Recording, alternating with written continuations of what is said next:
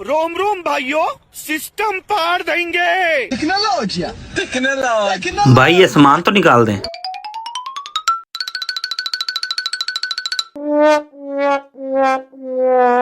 ये भाई ये आपका सामान और ये इसका बिल 2000 रुपये हो गया। अच्छा भाई, हैं?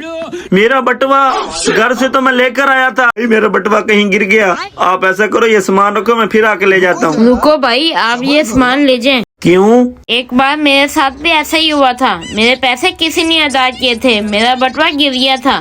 तब से सोचा था कि मैं भी किसी की मदद करूंगा। अब ये सामान ले जाएं। शुक्रिया भाई। रुको जरा, सबर करो। ये गड़बड़ है बाबा।